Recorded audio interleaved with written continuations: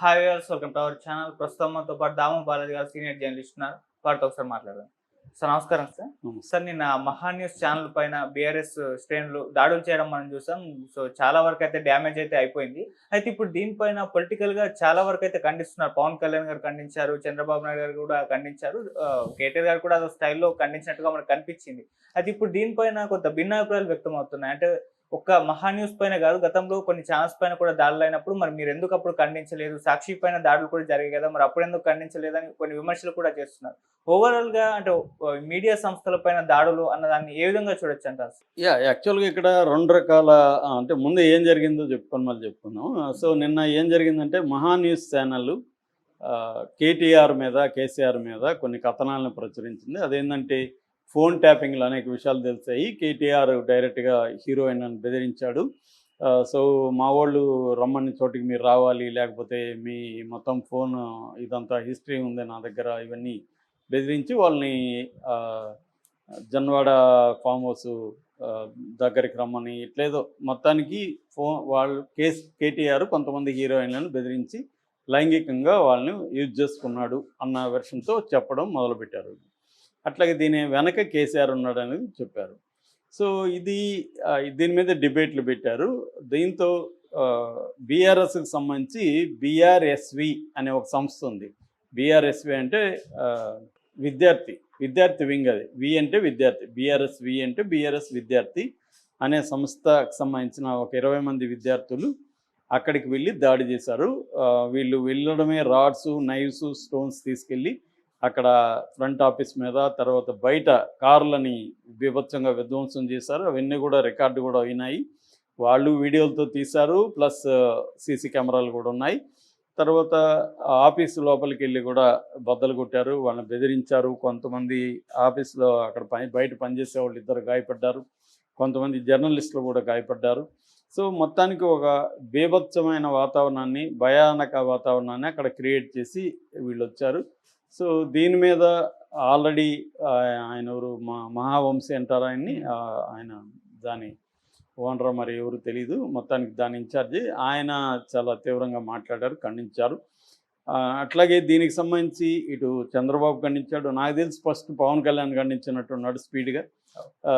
జనసేన తరపున ప్రకటన నేను ఫస్ట్ అయితే ఆయనదే చూశాను. దాని తర్వాత పవన్ కళ్యాణ్, చంద్రబాబు, లోకేష్, తర్వాత ఇక్కడ రేవంత్ రెడ్డి, బట్టి విక్రమార్క అయితే డైరెక్ట్గా ఛానల్కే వెళ్ళిపోయాడు. చాలామంది కాంగ్రెస్ పొలిటీషియన్స్కి వెళ్ళారు. తర్వాత బీజేపీ నుంచి కూడా బండి సంజయ్ లాంటి వాళ్ళు దీన్ని ఖండించారు. ఇది జరిగింది. అయితే ఇక్కడ టైమింగ్ కూడా ఇంపార్టెంట్. ఎప్పటి నుంచో ఇదే వార్త వస్తుంది. కేటీఆర్ది ఇప్పుడు కొత్తగా ఏం రాలేదు. డే 1 నుంచి కూడా కేటీఆర్ ఈ ఫోన్ ట్రాపింగ్, అమ్మాయిలది ఫోన్ ట్యాప్ చేసి వాళ్ళ పర్సనల్ విషయాలంతా కనుక్కొని వాళ్ళని బ్లాక్మెయిల్ చేసి లొంగ తీసుకున్నాడని కథనం డే 1 నుంచే వస్తూ ఉంది, ఇప్పుడు కాదు. ఫోన్ ట్యాపింగ్ విషయం బయటకు వచ్చినప్పటి నుంచి కూడా ఈ కథనం బయటకు వస్తుంది. దాని తర్వాత కొండా సురేఖ లాంటి వాళ్ళు ఓపెన్గానే కేటీఆర్ నాగార్జునని బెదిరించి వాళ్ళ కోడలు సమంతాన్ని తన దగ్గరికి పంపమన్నాడు. ఇలాంటి మాటలంతా కూడా ఆమె మాట్లాడింది. దాని మీద వీళ్ళు కేసులు వేశారు. ఇప్పుడు ఎందుకు పొయ్యి కొట్టారు అన్న చర్చ ఒకటి వస్తుంది. దీనికి బండి సంజయ్ లాంటి వాళ్ళు చెప్పేది ఏంటంటే, ఈ నిన్న స్వేచ్ఛ అనే అమ్మాయి ఆత్మహత్య చేసుకుంది, దానికి సంబంధించి పూర్ణచంద్ర అనే అబ్బాయి ఇన్వాల్వ్ అయినట్టుగా తెలుస్తుంది. పూర్ణచంద్ర ఏమో బీఆర్ఎస్ అతను కాబట్టి తమ మీదకి రాకుండా దాన్ని డైవర్ట్ చేయడానికి ఈ పని చేశారు వీళ్ళు వెళ్ళి. దాన్ని చేయడం వల్ల ఇష్యూ అంతా ఇటు డైవర్ట్ అవుతుంది అనేది వీళ్ళ ప్లాను అనేది ఆయన చెప్పాడు. వీళ్ళు మాత్రం లేదు, మా మీడియా మీద అతను అక్కసు పెట్టుకొని రౌడీలను పంపించి మమ్మల్ని లొంగ తీసుకోవడానికి చేస్తున్నారు అనేది వీళ్ళు చెప్తున్నారు. సో ఇది బేసిక్గా జరిగింది. అంటే ఈ మధ్య ఏమైందంటే తెలంగాణలో ఒకప్పుడు ఈ స్థాయిలో ఉండేది కాదు. కేటీఆర్ పదే బిగినింగ్లో అనింది ఏంటంటే, మా ప్రభుత్వం పట్ల అనవసరంగా అబద్ధాలు క్రియేట్ చేశారు, యూట్యూబ్ ఛానల్ అవన్నీ పెట్టి. మేము కానీ వేరే దగ్గర బడ్జెట్ పెట్టే బదులు ఒక 100 యూట్యూబ్ ఛానళ్ళు పెట్టుకొని ఉంటే మేమే గెలిచేవాళ్ళం అని కూడా కేటీఆర్ అన్నారు. అంటే అర్థమైంది ఏమంటే, సోషల్ మీడియాలో మేము బలంగా లేము, అందువల్ల మాకు ఒక ఆర్టిఫిషియల్గా మా మీద వ్యతిరేకత క్రియేట్ చేసి కేసీఆర్కి అహంకారమనం ఇంకోటి క్రియేట్ చేసి దాన్ని ప్రచారం చేయగలిగారు, మేము అడ్డుకోవడంలో ఫెయిల్ అయినాం అనేది ఆయన చెప్పింది. దాంతో బీఆర్ఎస్ ఏం చేసిందంటే సోషల్ మీడియా హ్యాండిల్స్ని కొంత పెట్టి వాళ్ళు కాంగ్రెస్కి వ్యతిరేకంగా రకరకాల పద్ధతుల్లో పోరాటం అనేది మొదలుపెట్టారు. ఇప్పుడు ఇది ఎప్పటి నుంచో ఆంధ్రాలో ఉంది. ఆంధ్రాలో తెలుగుదేశానికి స్ట్రాంగ్ సోషల్ మీడియా ఉంటుంది, వైసీపీకి స్ట్రాంగ్ ఉంటుంది. వాళ్ళిద్దరు ఒకరి మీద ఒకరు పర్సనల్గా అటాక్స్ చేసుకుంటారు, అబద్ధాలు ప్రచారాలు చేస్తారు, ఇవన్నీ జరుగుతుంది. అదే పద్ధతిలో ఇక్కడ కూడా ఏమైందంటే బీఆర్ఎస్ మొదలుపెట్టింది. ఈ గేమ్ని రేవంత్ రెడ్డి కూడా ఓన్ చేసుకుని, రేవంత్ రెడ్డి కూడా social media, main stream media ఇలాగ ఆయన కూడా కొన్ని పెట్టి, ఆల్రెడీ ఆయనకు తెలుగుదేశం మీడియా కూడా సపోర్ట్ ఉంది. ఆయన కూడా వీళ్ళ మీద రకరకాల పద్ధతుల్లో కాంగ్రెస్ మీడియా కూడా ప్రచారం చేయడం మొదలుపెట్టింది. ఇదంతా కూడా ఒకటి వైరల్ అవుతుంది. అది ఒక హీరోయిన్ చెప్పినట్టుగా తనని ఎలాగా కేటీఆర్ నాశనం చేశాడో ఆమె చెప్పినట్టుగా ఒకటి, నిజానికి ఆమె చెప్పినట్టుగా ఎక్కడ మనకి పబ్లిక్లో లేదు. వీళ్ళు క్రియేట్ చేసి దాన్ని ఒక న్యూస్లో వచ్చినట్టు వీళ్ళు చేస్తున్నారు. అట్లాగే రేవంత్ రెడ్డి ఎక్కడో ఒక పెద్ద కాంప్లెక్స్కి, అపార్ట్మెంట్ కాంప్లెక్స్కి వెళ్తే అక్కడ మారువేషంలో బైక్లో అక్కడ వాళ్ళు ఆపారు. లోపల హీరోయిన్ ఫోన్ చేసి ఆయన్ని లోపలికి రమ్మని చెప్పింది. ఇది ఒక కథనం వీళ్ళు క్రియేట్ చేశారు. అంటే అబద్ధాలని క్రియేట్ చేసి వ్యక్తుల ప్రతిష్టను దిగజార్చడం అనేది ఆల్రెడీ ఆంధ్రాలో ఎప్పటి నుంచో జరుగుతుంటే, తెలంగాణలో దాన్ని ఈ మధ్య కాలంలో అసలే లేదని కాదు కానీ దాన్ని ఒక ఆర్గనైజ్డ్గా ప్లాన్డ్గా చేయడం అనేది ఇరు వర్గాలు చేస్తున్నాయి. ఇటు బీఆర్ఎస్ కాంగ్రెస్ ఇద్దరు కూడా చేస్తున్నారనమాట. ఈ నేపథ్యంలో ఏమైందంటే ఈ ఫోన్ ట్యాపింగ్ని ఉపయోగించుకుని రేవంత్ రెడ్డి ప్రభుత్వం వీళ్ళని బదనాం చేయాలి. నిజానికి ఫోన్ ట్యాపింగ్లో ఇవన్నీ తెలుసుంటే వీళ్ళు బయట పెట్టకూడదు కదా. వాళ్ళు గవర్నమెంట్ బయట పెట్టకపోతే అసలు ఈ విషయాలు బయటకు ఎట్లా వచ్చాయి? వీళ్ళు చేయాల్సింది ఏంటి? కోర్టులో సాక్ష్యాలు పెట్టి శిక్ష వేయాలి. అది చేయట్లేదు.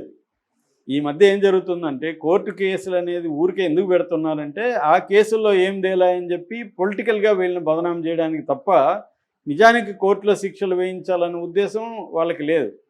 అది కాదు అసలు ఉద్దేశం. లీగల్గా లాని కోర్టుల్ని వీళ్ళు ఎట్లా ఉపయోగించుకుంటున్నారంటే పొలిటికల్ గెయిన్స్ కోసం కేసులు పెట్టడం, ప్రజల్లో వీళ్ళు నేరం చేసినట్టుగా క్రియేట్ చేయడం అనేది ఇక్కడైనా అక్కడైనా జరుగుతున్నది. అది ఎప్పటి నుంచో జరుగుతుంది. బీజేపీ ఆర్గనైజ్డ్గా చేస్తుంది. ఏ పార్టీలు వాళ్ళకున్న మీడియా మీద పట్టు, ఆర్గనైజేషన్ క్యాపబిలిటీసు దీన్ని బేస్ చేసుకొని అన్ని పార్టీలు కూడా ఇవాళ అదే పని చేస్తున్నాయి. సో దాంతో వీళ్ళు వైలెన్స్ జోలికి వెళ్ళినట్టుగా తెలుస్తుంది. దీన్ని కేటీఆర్ ఖండించలేదు కానీ మా వాళ్ళు ఎమోషనల్గా రియాక్ట్ అయ్యారు. ఇది ఇట్లా దుర్మార్గమైన ప్రాపగండా అని ఒక రకంగా సపోర్ట్ చేశారు, ఖండించలేదు. సో రేవంత్ రెడ్డి ప్రభుత్వం మాత్రం సీరియస్గా వీళ్ళని అరెస్ట్ చేస్తాం అది ఇది అంటుంది. అది ఏం జరుగుతుందో తెలియదు. ఎందుకంటే అల్లు అర్జున్ మీద దాడి జరిగినప్పుడు ఎవరినైనా అరెస్ట్ చేశారా వీళ్ళు? అప్పుడు కూడా ఇలాగే పోయి దాడి చేశారు కదా అల్లు అర్జున్ మీద.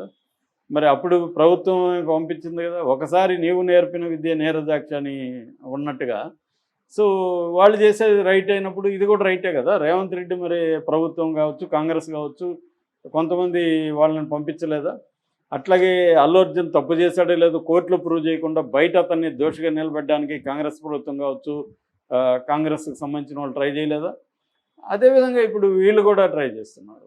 కాబట్టి ఇక్కడ తేడా లేదు, ఎవరి ఇది వాళ్ళది. ఇక మీడియా స్వేచ్ఛ అనేది ఒక కామెడీ పదం అయిపోయింది. మీడియా వేరు, సాధారణ జర్నలిస్టులు వేరు, మీడియా యజమానులు వేరు. ఇవాళ మీడియా యజమానులందరూ కూడా ఏదో ఒక పొలిటికల్ పార్టీతో డైరెక్టో ఇండైరెక్ట్గా సంబంధాలు ఉన్నవాళ్లే.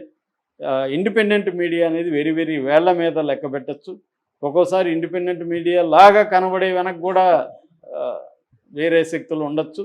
కాబట్టి ఇవాళ ఇండిపెండెంట్ మీడియా బతకడం కూడా చాలా కష్టం. వాళ్ళని నానా హింసలు పెట్టి, బాధలు పెట్టి, వాళ్ళ మీద రకరకాల కేసులు పెట్టి వాళ్ళని కిల్ చేసేస్తారు. ఏదో ఒక సైడ్ లేకపోతే ఇవాళ బతికేది కష్టం. ఏదో ఒక సైడ్ ఉన్నా కూడా ఆ సైడ్ అధికారంలోకి రాకపోతున్నా కష్టమే. ఎందుకంటే ఇప్పుడు అక్కడ వైఎస్ మీడియా ఎంత డ్యామేజ్ అవుతుందో చూస్తున్నాం, వైఎస్ జగన్ మీడియా. ఇక్కడ అంతే. సో అధికారంలో ఉన్న పార్టీకి అనుకూలంగా ఒక వర్గం మీడియాలో ఉంటే ప్రతిపక్షంగా ఒక వర్గం మీడియాలో ఉంటుంది. ఇది ఇలా చీలిపోయినాక ఇక్కడ మీడియా స్వేచ్ఛ అనే దానికి మీనింగ్లెస్. వీళ్ళు ప్లాన్డ్గానే, ఇప్పుడు అతనికి ఎందుకు ఇంత ప్లాన్డ్గా చేయాల్సిన అవసరం మహా ఛానల్కి ఎందుకు ఉంది అంటే క్లియర్ పొజిషన్ తీసుకున్నారు వాళ్ళు. రేవంత్ రెడ్డి వైపు వాళ్ళు, తెలుగుదేశం ఛానల్ అన్నీ రేవంత్ రెడ్డి వైపు. కాబట్టి బీఆర్ఎస్ని బదనాం చేయాలా. రేవంత్ రెడ్డికి లేదా కాంగ్రెస్ ప్రభుత్వానికి ఉన్న అజెండానే మీడియా అజెండా.